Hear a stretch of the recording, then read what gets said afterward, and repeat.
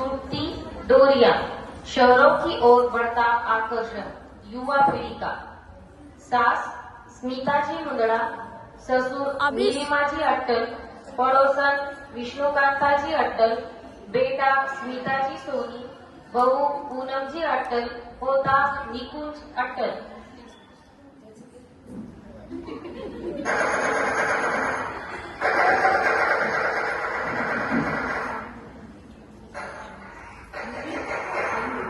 शीला, क्या कर रही हो?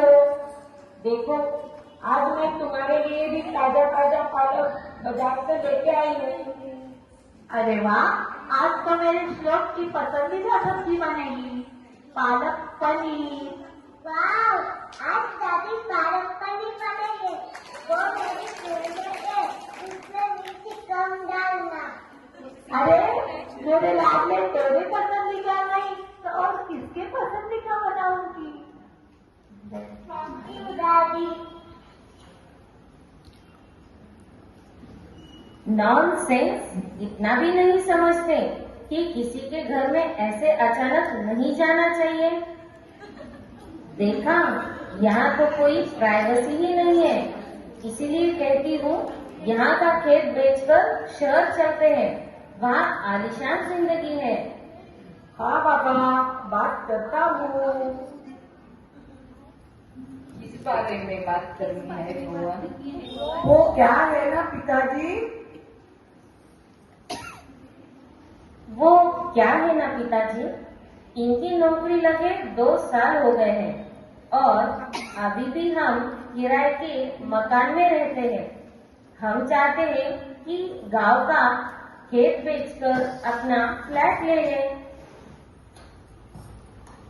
पर बेटा, हमारा तो गाँव में अपना इतना बड़ा घर है, जमीन है, तुम्हें शहर में थोड़ी ही बसना है।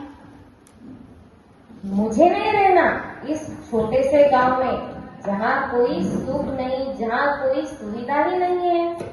ना ही अच्छे रोड है, ना ही हॉस्पिटल से और ना ही अच्छे स्कूल से जिससे हमारे बच्चों का भविष्य बने।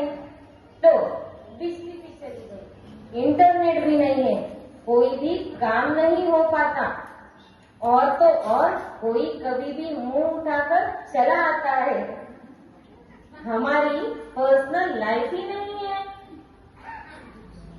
बहू, बुरी बात तो नहीं है बेटा, लेकिन अपनी जड़ों को भूल जाना ये अच्छी बात नहीं है। रहने दीजिए भाई साहब, नया क्यों है?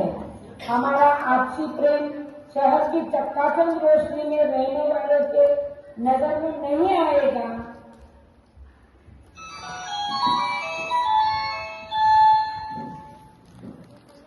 अरे पवन, क्या हुआ? तेरे डैडी ने गांव का खेत बेचने के लिए हाथ कही या नहीं? देख भाई, शहर में अगर सोसाइटी में रुतबा रहा तो खुद का फ्लैट होना ही चाहिए। गांव में क्या रखा है? गोबर और कीचड़।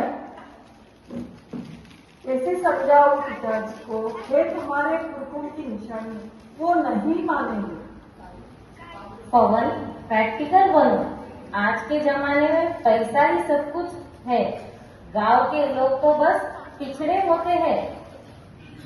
काव्या, अपनी जुबान को लगाम दो, पिछड़े वो नहीं है, मीरा तो बहुत बड़े लगते हैं, बहुत अच्छे मानते हैं।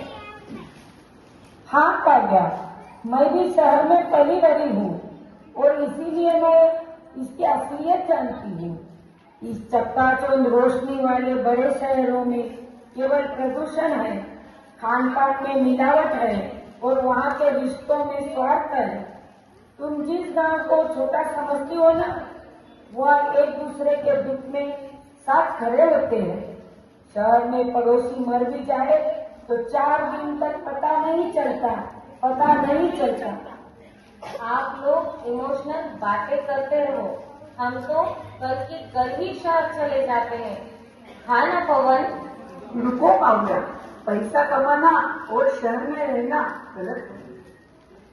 इन्हीं जड़ों को काटकर जो महल बनाए जाते हैं, उनकी उम्र बहुत छोटी होती है। माँ डैड ने हमें पढ़ाया ताकि हम काबिल बने और बुढ़ापे में उनका सहारा बने, इसलिए नहीं कि हम उनकी पहचान ही मिटा दे। तो क्या? हाँ, ये आज हम ये गांव में दादा दादी के पास ही रहेंगे, यहाँ पे बहुत मस्ती करेंगे। ये गांव में बहुत अच्छा लगता है सबके साथ। ये यही तो मैं चाहती हूँ, घर सिर्फ दीवार से नहीं बनता, रिश्तों से बनता है।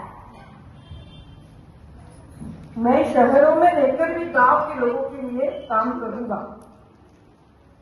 सॉरी चाची, सॉरी चाची। आजकल की नई पीढ़ी को समझता ही नहीं है कि बड़े लोगों से इतिहास से बात कर सके। अरे बेटा, गांव का हर युवा अगर यही रहकर काम करेगा तो हमारा गांव भी शहर जैसा सुंदर और आधुनिक सुख सुविधा वाला बनेगा। देखो, शहर की चमक अच्छी है, लेकिन गांव की मिट्टी की खुशबू भी कुछ कम नहीं है। अगर हर पढ़ा लिखा इंसान गांव छोड़ देगा तो गांव आगे कैसे बढ़ेगा?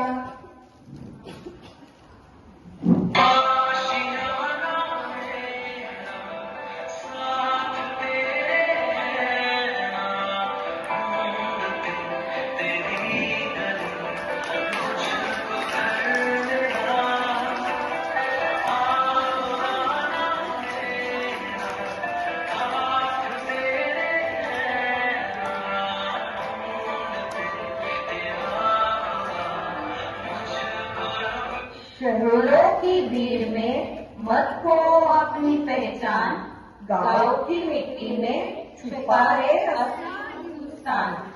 सुविधाएं यही लाएंगे, नए रोजगार बढ़ाएंगे।